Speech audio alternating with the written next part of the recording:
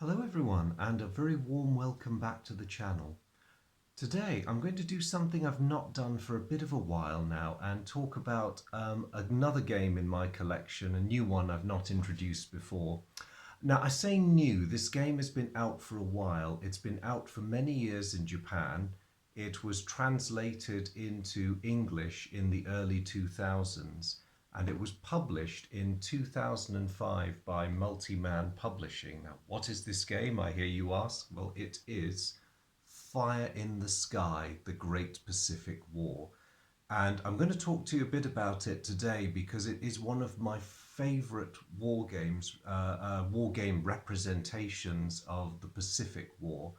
And I'm going to do my usual of splitting things into an introduction, a brief playthrough, and then some final thoughts. But this game, I'll just start off by saying, is an absolute gem. It plays quickly. The rules are very sensibly organized. It's arranged in such a way that you can play the entire conflict without getting bogged down in the details. You can play through this game, the full campaign game, 1941 through to 1945, in the space of just a few hours. And as a bonus, it is a really, really beautiful game. Now, before I go on, I am sorry to say that this gem is sadly out of print. Perhaps not surprising, 2005 was a while ago. But if you look at the back of the box, you get a sense of what the map is like, what the various counters are like. It's a very lovingly presented game. The art you see here for the aircraft and also for USS Wasp down there, that matches the counter art. This is a very, very nice game. Those of you who are fans of the illustrator Nicholas Escooby will recognize his work here. So what do you get in this box? Well, let me just open it up and we'll have a look at a few things. I'm going to start by showing you the map because the map is a thing of beauty. It's a bit garish, I grant you. When you first look at this thing, you might be tempted to think, oh my lord, what is all this? And some of the colours that they've chosen may be a bit questionable, but I love it because there's so much there that's in its favour, shall we say. And one of the things I really like is the use of, I'm just going to get close to the turn track. You've got these beautiful, appropriate period photographs on the turn track. I mean, there we go. We have the Battle of Midway. So you've got that image of poor old Yorktown suffering rather horribly. And you've got the appropriate photos for the Battle of Santa Cruz, of course, Pearl Harbor on turn 1. So the illustrations are really nicely chosen. The other thing I like is that you get appropriate photographs for the locations. So wherever possible, they have matched either a recognizable geographic landmark, or they've done what they've done with the turn track and chosen an appropriate photo. So that, of course, is Prince of Wales arriving in Singapore to form Force Z. If you take a look at the rest of the map, again, this will depend on what your aesthetic sense is like, but I quite like this approach of having a weather style satellite view map. So you've got the cloud cover, you've got the various geographical features. I don't know about the sea so much. I find that's a bit I don't know, the colours are a bit too bold, but somehow it works. And I love that you get this continuation of presentation where you've got the photographs. I mean, you could, those of you who are Pacific War aficionados could spend ages staring at this map, looking at the photos and thinking, oh yes, I recognise that. That's from whatever, whatever. And you've got these other nice touches like the Japanese major port holding boxes with the carrier silhouettes. It just adds that little aesthetic something. And as you can see, this is not a complicated map. It's not overwhelmed with detail. You pretty much have everything you need to know on the game board. And aside from oil-bearing regions, or sorry, oil-producing regions as I should call them, you've essentially got starting nationality on the locations, star denotes victory point hexes. Otherwise, those two numbers at the bottom of each base are their capacity in terms of units, and also their defences. Essentially, it's not an aggregation of their intrinsic defences. It's how much you can pile into them, and that's all you've got. So it's a very simple, straightforward map. And the various other trackers that you have for recording victory points and the various logistical considerations, all nicely and very neatly tucked around the edge of the map.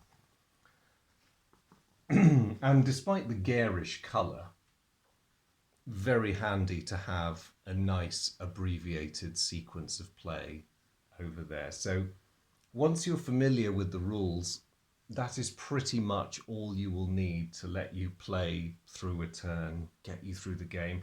Once you get going with this game, the turns flow very quickly and very easily.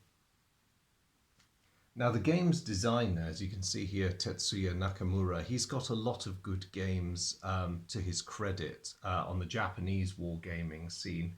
I've got a couple of his games, and I think this is probably my favourite one. Moving on from the map, what else do you get in the box? I'm slightly less certain about the art on these, but these are effectively battle boards. So the map is all about strategic movement. Battles, when they occur, are transferred onto this. And this board is very cleverly designed to accommodate land, sea and air battles, or any combination of the above.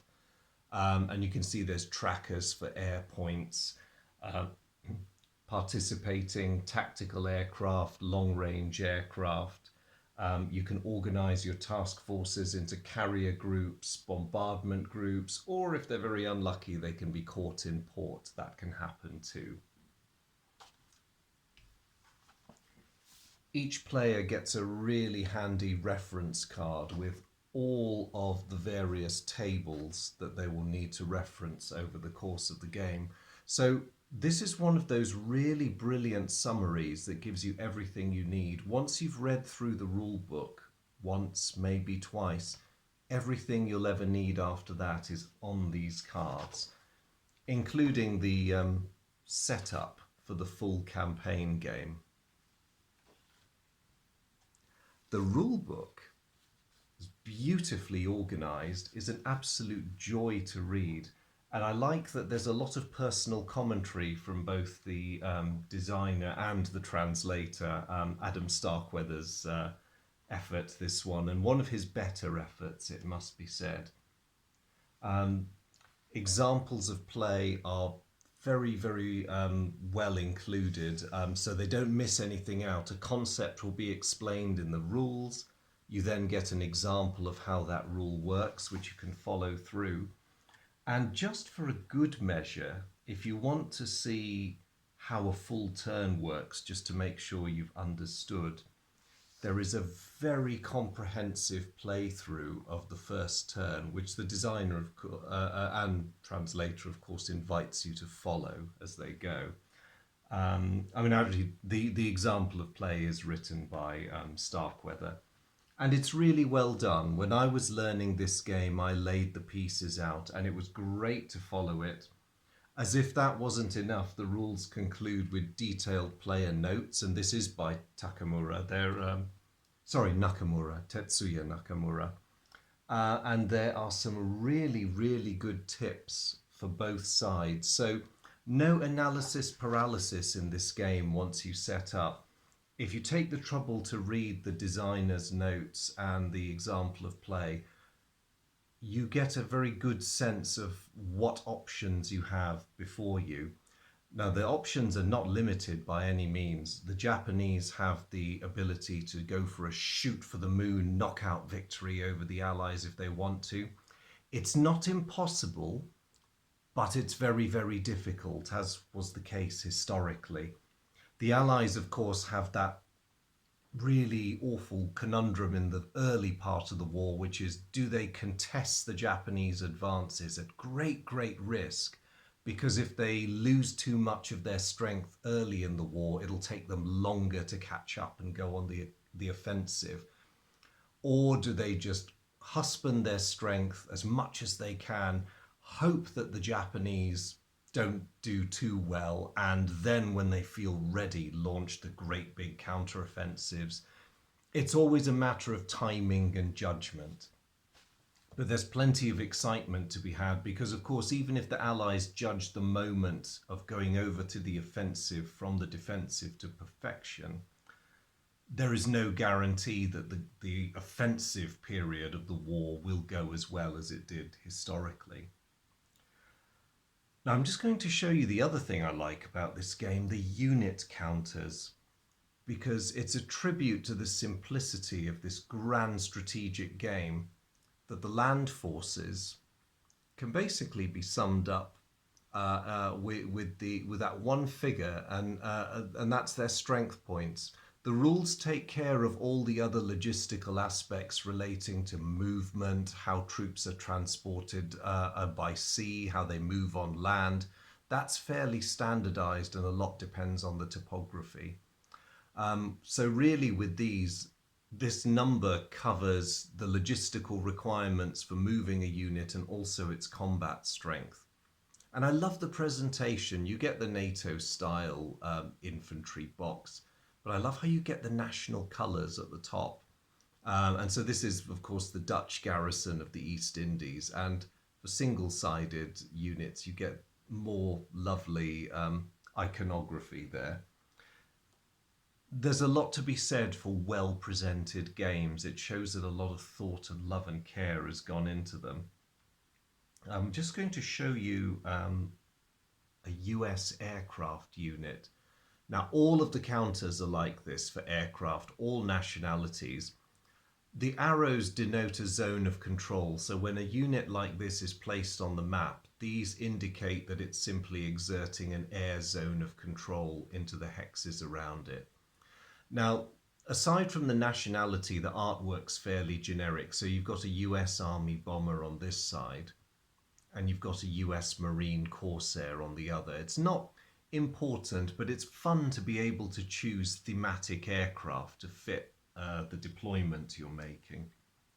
But if you think that's good, the very best bits are the naval counters.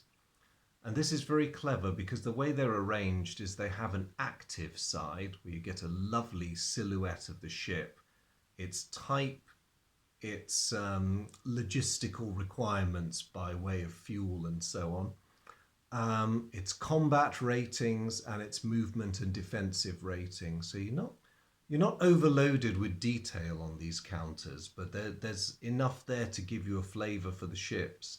And of course, on their anchored, deactivated side, you get this lovely nod by way of the artwork on the other side. So I really appreciate this. I think it's gorgeous. So of course, you've got this lovely lion, which I think is a photograph of one of the lions at Trafalgar Square for the Royal Navy. Here you've got some US light cruisers, the Brooklyn class. And on the reverse, they've got that magnificent eagle. Really, really lovely stuff. And of course, the Japanese. Here we have this one counter represents the two light carriers, Shoho and Zuiho. And you can see they've got an extra number there, and that relates to their aircraft capacity. And I just love that you have cherry blossoms on the deactivated side for the Japanese naval vessels. It's such a lovely, lovely nod to the culture, really. It's so easy to just quickly dash something generic off or just put a national flag on the other side of a counter. But you can see throughout every aspect of this game that artwork is there, and it's so wonderfully thematic, and it's just absolutely brilliant. These are counters for task forces, air points, base control. You can see there's the same high level of I'll call it artistic execution, Japanese ground units. And I could keep waving these at you, but really, I think you've probably got the point by now. This is a very beautiful game.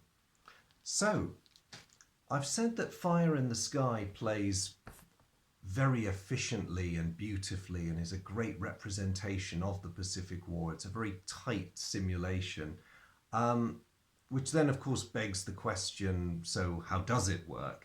That's a question which I'll be very glad to answer in my next video, where I shall set up the map, probably do the first turn of the regular campaign game, which is of course December 1941, because that's ideal really to demonstrate through the opening of the Japanese offensives how the game works.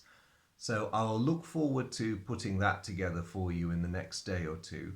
But in the meantime, thank you very much for tuning into the channel. Your company is always appreciated. And if you have any more suggestions for games that you would like to see showcased, please do let me know. I'll do my best to meet them. But as always, very good to see you all, and I look forward to seeing you in the next video. Bye.